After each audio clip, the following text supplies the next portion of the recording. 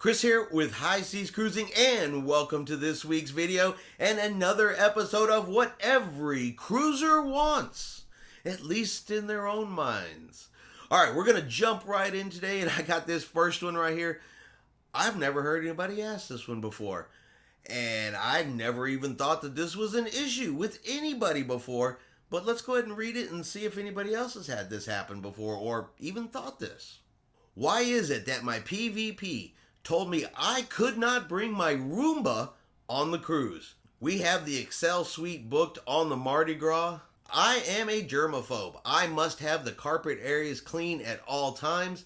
This really concerns me if you are short of workers. Alright, first and foremost, told you can't bring your Roomba on board the cruise ship. Has anybody been packing for your cruise ever and thought, man, I need to pack my Roomba? I know that thought has never, ever crossed my mind.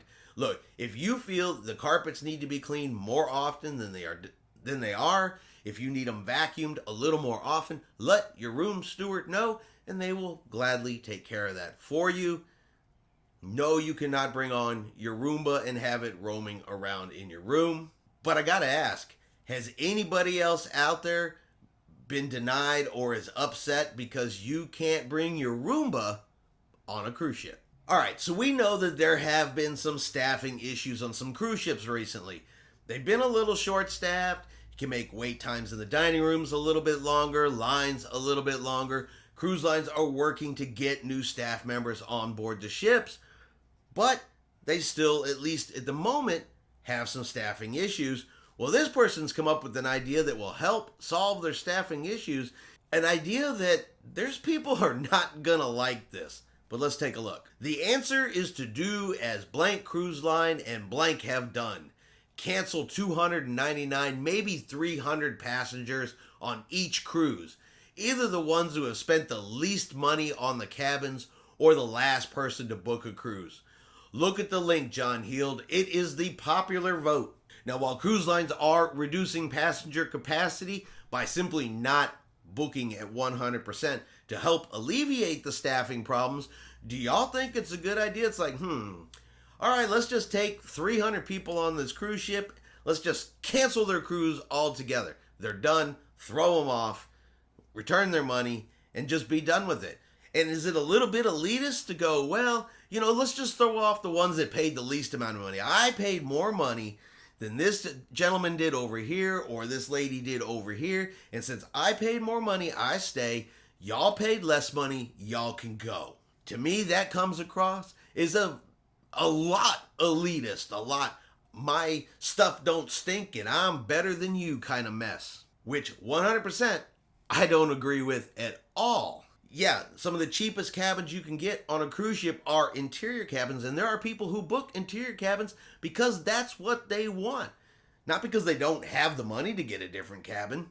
They want an interior cabin. I've booked interior cabins because that's what we wanted.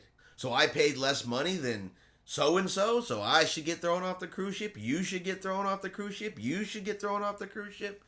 Just so this person doesn't have a little bit of a longer wait. You guys let me know what you think below, but I think this idea is just BS.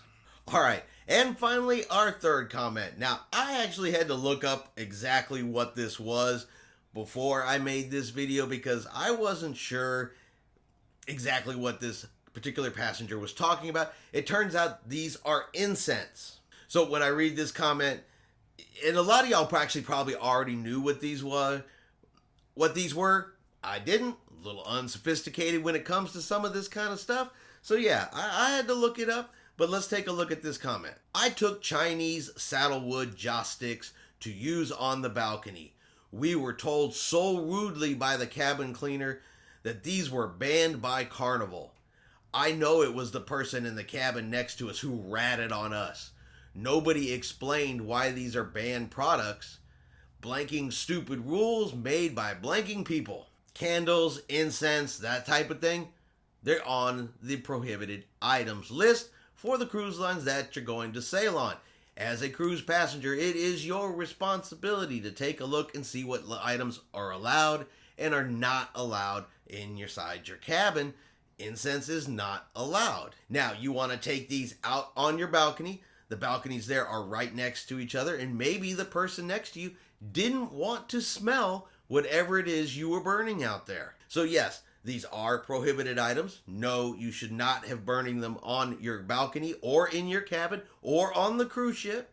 And of course, because you don't like the rule, it's a stupid rule made by stupid people, and you were ratted on by your neighbor for doing the wrong thing. But what do you guys think?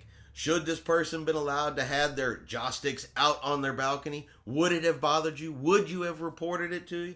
And do you think it's stupid that this is a prohibited item? You guys let me know what y'all think in the comments below.